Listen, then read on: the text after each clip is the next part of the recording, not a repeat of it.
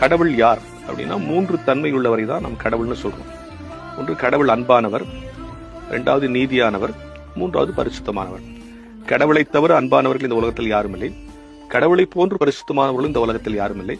கடவுள் அளவுக்கு நீதியானவர்களும் இந்த உலகத்தில் யாரும் இல்லை. இந்த தன்மைகள் உள்ள கடவுள் என்னை ஏற்றுக்கொள்ள வேண்டும் என்று சொன்னால், அதாவது அன்பிலே மிகப்பெரிய மனிதராக இருக்கிற கடவுள் அன்பிலே குறைவுள்ள என்னை, நீதியிலே மகத்துவமுள்ள அந்த கடவுள் நீதி இல்லாத என்னை, பரிசுத்தத்திலே சிறந்திருக்கிற அந்த கடவுள் பாவியாகிய என்னை மீட்க வேண்டும் என்று சொன்னா, இது 3த்தையும் எதையும் ஒன்று காம்ப்ரமைஸ் பண்ணி தானே ஆகணும். இப்ப அவர் அன்பா என்னை ஏத்துக்கிட்டாருன்னு வச்சுங்க, என் தப்பெல்லாம் கண்டுக்கலன்னு அர்த்தம். அப்ப நீதி உள்ளவர் வந்து அடிபட்டு போச்சு. நீதியா என்ன தண்டிக்கிறாருன்னு வச்சுங்க, அப்ப அன்பானவர் வந்து அடிபட்டு போகுது. அப்ப எதையாவது ஒன்று காம்ப்ரமைஸ் பண்ணி தான் அவர் என்னை ஏத்துக்கணும். அதனாலதான் கடவுள் கண்ணியின் வயிற்றில் பிறக்கிறார். பரிசுத்தமானவர் உருவாயிருச்சா, இந்த உலக சிலுவை பரியந்தம் என் மீது அன்பு செலுத்தினார். அன்பானவர் முடிவாயிடுச்சா, என் தண்டனைக்கான என் பாவத்துக்கான தண்டனை அவர் ஏத்துட்டார்.